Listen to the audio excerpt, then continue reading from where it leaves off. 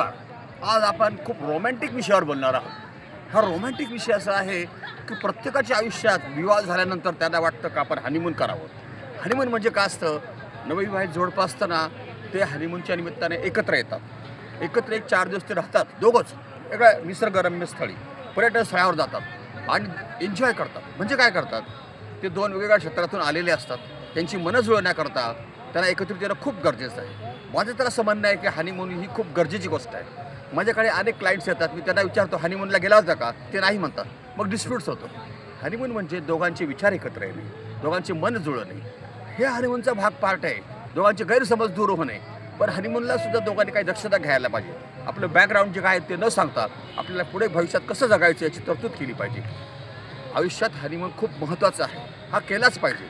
आणि तो दोघांनी एकत्रित राहून 4 दिवस बरोबर राहून त्याचा अनुभव घेतला पाहिजे, असं माझं मत आहे. मला आणखी असं सांगायचं आहे की आता बऱ्याच वेळा लोकांचा हनीमून राहून जातो किंवा मॅरेजनंतर हनीमून झाले, 2 मुलं झाले, ते मोठे झाले, वयोवृद्ध झाले, 50-60 वर्षाचे झाले, त्याच्याकडे वेळ असतो. दर शनिवार रविवार सुट्ट्या असतात किंवा दिवाळी सुट्ट्या असतात, क्रिसमसचे व्हॅकेशन्स असतं. ह्या व्हॅकेशनसाठी दोन्ही जोडप्यांनी, हजबंड अँड वाईफ, त्यांना मुलं बाळ झाल्यानंतर त्यांनी दोघांनी पुन्हा एकत्र यायला पाहिजे, पुन्हा निसर्गरम्य स्थळी गेल्या पाहिजे, पुन्हा हनीमूनचा एन्जॉय केला पाहिजे. याकरता न्यू कन्सेप्ट लॉन्च झालेली आहे भारतामध्ये, व्हिएतनाम, चायना, अनेक देशामध्ये ही न्यू कन्सेप्ट आहे. त्याचं नाव आहे मिनीमून.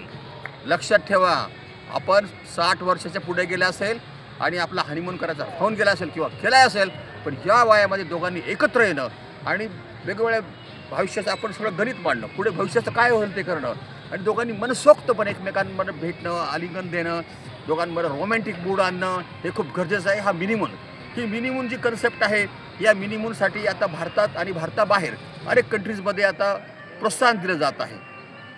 तुमच्या उतार वयामध्ये तुम्ही हजबंड अँड वाईफनी पुन्हा हनीमूनसारखं एकत्र येणं खूप गरजेचं आहे. आणि मिनीमूनला आता अलीकडे खूप रिस्पेक्ट मिळत आहे. भारतामध्ये सध्या मिनीमूनचं प्रमाण 50% पर्यंत गेलेलं आहे. आपण थकून जायचं नाही, नैराश्य मानायचं नाही.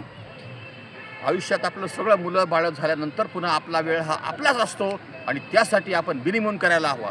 अनेकांनी आता मिनीमूनला सपोर्ट्स केलेला आहे.